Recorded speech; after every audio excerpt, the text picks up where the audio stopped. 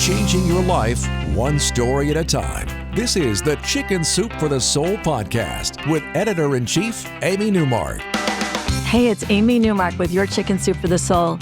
And it's Wow Wednesday, which is when I find awe-inspiring or surprising stories to share with you.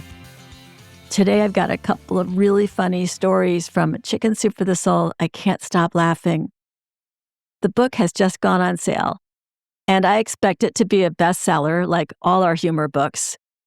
When people make fun of themselves, relating their most embarrassing moments, or tell stories about their family members, they are usually sharing stories that are told over and over again in their families, the ones that make people laugh for years to come. And the two stories I'm sharing today made me laugh over and over again. In fact, when I tried to tell them to my husband, I couldn't even get the words out through my laughter. The stories are about home repairs and the completely avoidable disasters that led to them.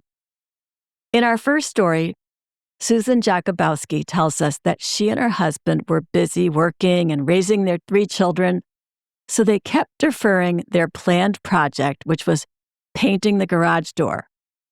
The door was a dirty white color and it looked awful, but they had purchased some very attractive, glossy, chocolate brown paint.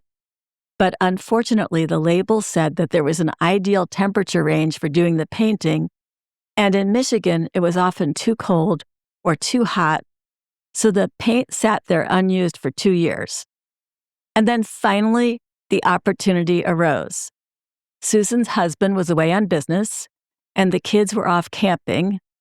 She had the free time, and the temperature was in the recommended range. So Susan decided to surprise her husband. She painted the door, and it looked great. She says, "When I finished, I glanced at my watch and realized that my husband's return flight was landing in 50 minutes. I rushed upstairs to shower and change my clothes. I had just enough time to drive to our local market and buy steaks and a celebratory bottle of wine. I was determined to make this evening an occasion to remember. Before I left home, I couldn't resist leaving a message on his phone. 'Honey,' I said teasingly, 'you are in for a big surprise when you get home. You are not going to believe your eyes, and I am proud to tell you that I did it all by myself.' 40 minutes later, Susan returned from shopping. She says, 'I returned home and drove up our long, winding driveway. The sun was setting and cast a deep shadow on the garage. I was so accustomed to seeing the closed white door that I squinted with some confusion at the expanse of dark brown before me. I continued forward without braking because my immediate reaction was that I had forgotten to close the garage door when I left, and I was looking at the dark inside of my open garage.' Susan ran her car right into that newly painted brown door, knocking the door off its rails. The top half of the door landed on the roof of her car, and the bottom half, dented beyond repair, was hurled into their garage shelves and trash cans. Minutes later, her husband pulled into the driveway. Susan says, 'Yes, he was surprised. Yes, he could not believe his eyes. No, we did not have the celebratory steaks and wine.'"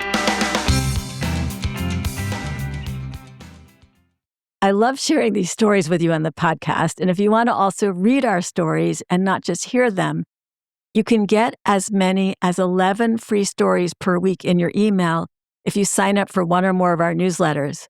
Just go to chickensoup.com and click on free stories and you can sign up. And now let's talk about our second story, which is by Kristen West. The story is titled Underwear, and you're about to find out why. Kristen tells us that she was drinking coffee one morning when her husband ran downstairs from their bedroom, naked and gasping for breath. "I just flushed my underwear down the toilet," he announced. "What should we do?" It was first thing in the morning. Kristen took another sip of coffee and stared at him. Did he really say he had just flushed his underwear down the toilet? She tried to process this. All she could think to say was, why? She says, my husband is a smart, self-employed businessman. In our more than 2 decades of marriage, he had never displayed such rash behavior toward his underwear. Why did he do it? He said, I don't know. I had them in my hand to take them to the hamper when I was done using the bathroom. Kristen could only stare at him as he continued. As I finished using the toilet and went to flush, I just chucked my underwear in. Kristen started to giggle, and then she went upstairs with her husband to assess the toilet, because in their household, it was Kristen who handled the repairs. She says, once upstairs, I gazed into the innocent-looking toilet. The underwear was nowhere to be seen. It was gone. She hoped the underwear was merely stuck in the S-curve and hadn't actually gone past it into the plumbing of the house. But they had to leave for work, so the question would wait for later. When they got home from work later that day, Kristen turned off the water to the toilet and pulled it out of the floor with her husband's help. Their daughter used a metal hanger to feel around in the pipe, and eventually she felt the trapped underwear and pulled it out.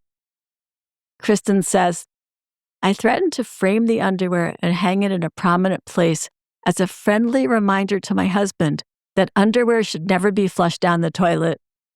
I didn't, though. I just washed them and placed them back in his drawer.